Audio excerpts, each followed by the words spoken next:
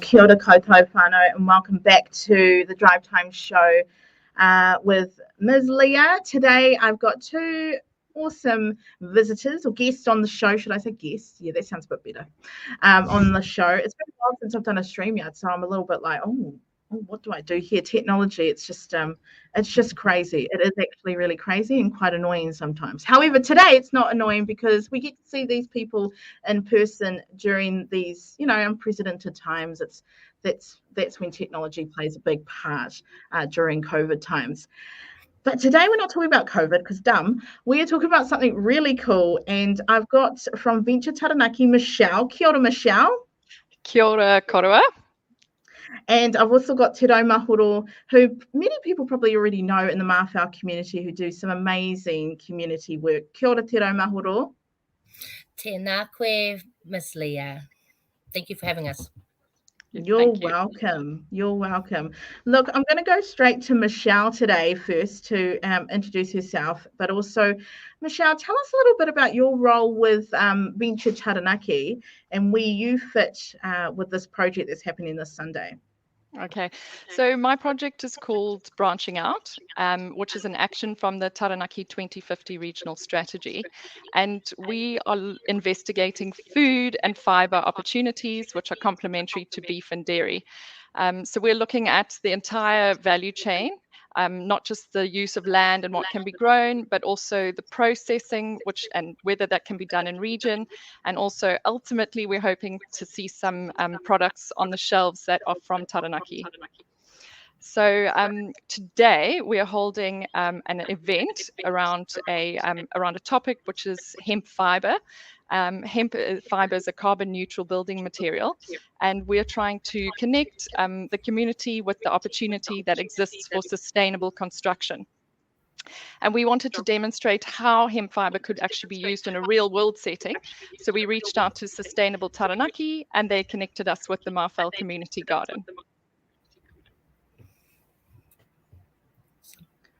Beautiful. Well, that's so cool. I love Sustainable Taranaki. They do some awesome stuff, and what a great opportunity for the Marfell Pātaka Kai, right? Exactly.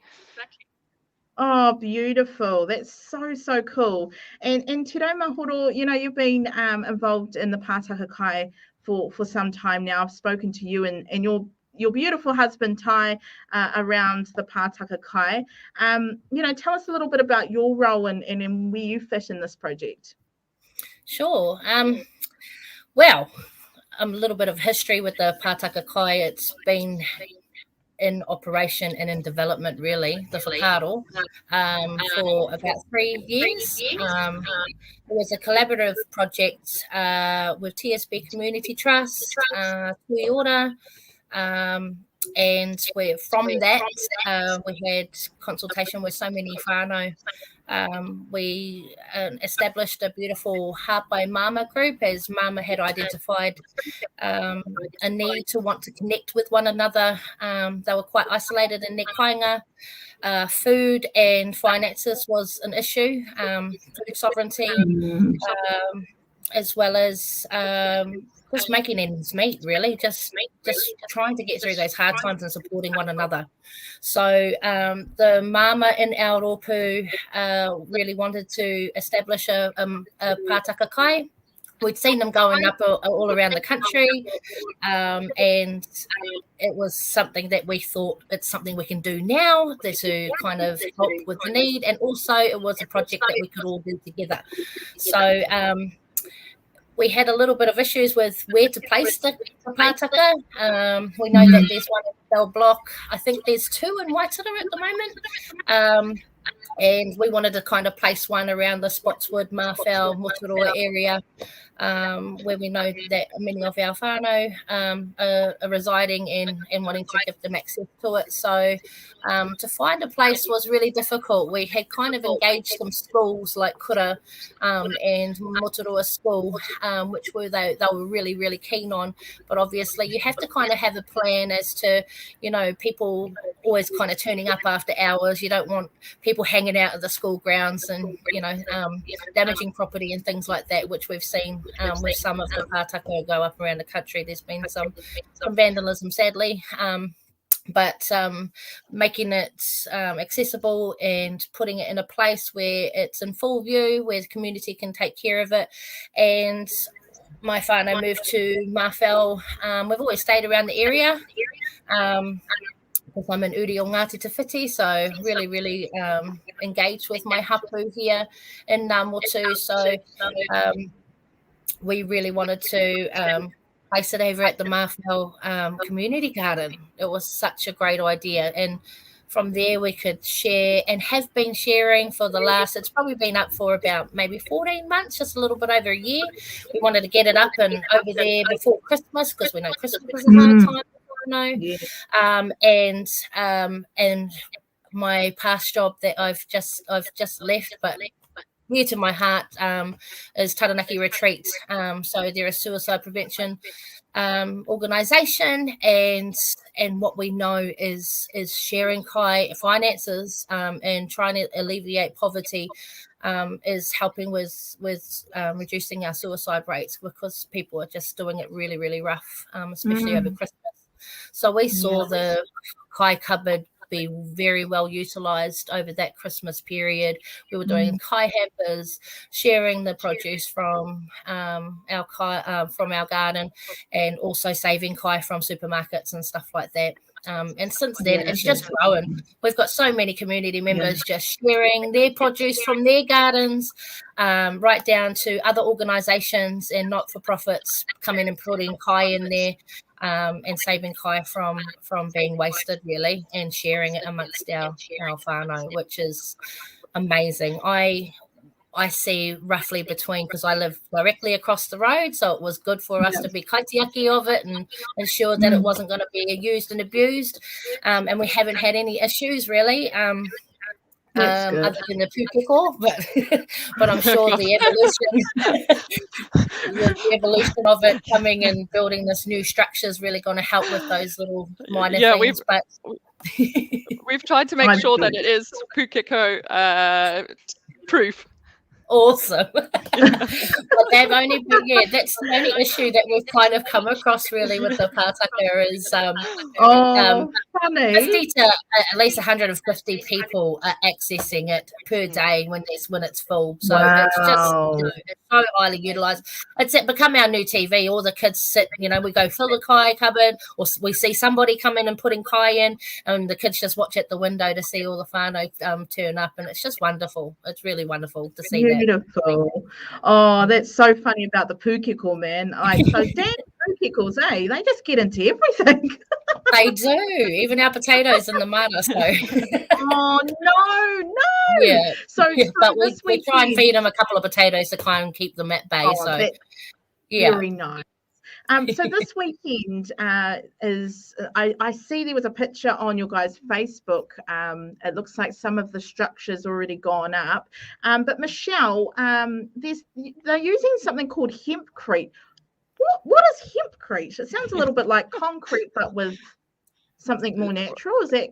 You're exactly right. Yeah, you're exactly right. So actually what it is, it's the hemp herd. So that's the inner stalk of the hemp plant. And that is mixed with lime, water, and a little bit of concrete in some scenarios. And then it is used to basically, you put shutters up and you tamp it down between the shutters. And it's not a load-bearing, it's not a sort of a load-bearing structure, but it is perfectly suited to something such as a Pātaka Kai or to a house. And in fact, there's lots of advances that are being made all the time. And in some countries, they can build it up to three stories high. So the beautiful thing about Hempcrete, I should say, is that it's a completely sustainable building material. So it's made from a renewable crop. But and the hemp stores carbon during its growth, and then also throughout the lifespan of the building. So it's carbon negative, and it regulates temperature and humidity. It's breathable, and at the end of the life of the Pātaka, which we hope will not be anytime soon, it is biodegradable. So I feel that it's perfectly suited to this purpose. Definitely. And so this Sunday, is that when it kind of starts to build? Saturday. It's been built, sorry? Yeah, we changed the date to Saturday because of the weather. Yes, from 9 a.m. People are welcome to come past to observe. There's going to be a team of us, and if anybody is actually interested in helping us with the build, they're welcome to get in contact with me, Adventure Taranaki, and we can maybe put together some kind of program where everybody does get a chance to contribute. Oh, cool. Yeah. What an awesome community project, isn't it? Definitely. It's we've seen that with the Marfell Pātaka Kai. Sometimes when you try and establish community gardens, it gets good traction at the beginning, but sometimes falls by the wayside because it takes that ongoing community buy-in, really. So the Marfell Kai, I can proudly say, is just really moving along smoothly, and more and more people are getting involved. We've actually got some rangatahi over there right now doing some working bees from Spotswood Bay, and it's just, it's really, really quite cool. Cool kaupapa. Oh, it is a cool kaupapa, and I'm so stoked that you guys are it's expanding and you're creating something that is going to be really awesome for the community. The community Marfell Pātaka Kai page, I was just having a little squiz over that the last couple of days, and it's really humming. And it's cool to see that some of that kai from schools, those school lunches, they go, you hand those out. That's just epic. I suppose for you, Te Raumahora, what is a feel-good story you can share with us today that you have seen in the community that you've been like, yeah, that's why we have decided to create this kaupapa? Oh gosh, I've got so many. I know. I've met so many whānau that have left me in tears, really, just having caught it all. We do have a couple of freezers and fridges in our shed that store fresh produce as well as meats, because we can't put those things in the pātaka. How cool would it be to be able to do that in the future? And it's so I can have whānau come and approach us and really tell us their stories. There is one whānau that really comes to mind that I have regular contact with, who are struggling with terminal illness,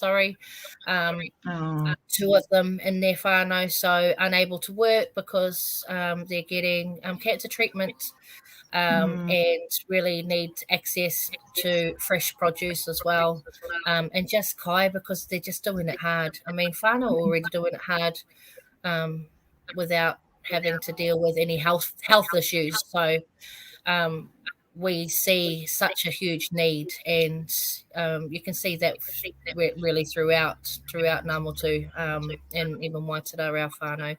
So it's really humbling. It's really humbling to be able to save kai from being wasted, really, and share it amongst our community and have a space a safe space, really, that people can come.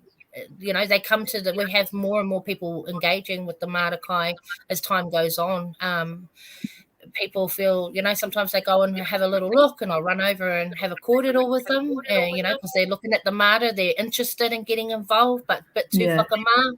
That's what really is humbling for us, to be able to live across the road and see that and try and call them in if we see people walking past on our working bees on a Sunday. We invite them into the garden, and we have so many people, even just moving to the area, new residents, reaching out through the Marfell Pātaka Kai page or through the community garden page as well. So it is quite humming. And we even have a blogger, you probably know him, Hohepa from Bestside, who is tono to us to give $100 a month, which he's been doing consistently. And that's been to so many whānau in need, because we hear their stories personally and they engage with us all the time, so we know what whānau could really do with a little bit of extra help. There's lots of different facets and lots of different positive things that have come out just from this amazing garden, really. Pātaka Kai. So, and I hope that it grows from there, And it's been really cool. But we've lost our picnic bench, so I was wondering if anybody knows anything about our picnic table. That was such a cool place that people could congregate and just go down and sit in the mata and pull some weeds and gather their kai if they wanted to. But that's disappeared in the last week. And I haven't noticed anything, so I must have went walk about at night. I can't make any promises, but maybe we can see if we can build something on the day, because we're going to have so many. I think we're going to have people who have got these skills. So I'll make a note about that. Yeah, awesome. Because it was such a cool place to just go over there and sit. Me and my tamariki would go over there and sit and have karakia, grab some lettuce for our dinner, for our tea, and just relax in this beautiful space, because I love mata kai, and I just I can't have a garden at my house, so that's what's great about this mata and being accessible to our whānau, really. Oh, that's so cool. I love it. I so love it. And just hint, Michelle, maybe. I'll see what I can do. A hemp seat. Hemp seat.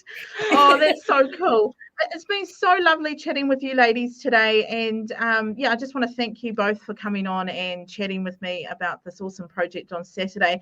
Again, Michelle, what time is that for the community of Marfell? We'll be starting at 9 a.m. Okay. People are welcome anytime thereafter. It will be likely to be a full day. We're looking at having a bit of a barbecue over at lunchtime.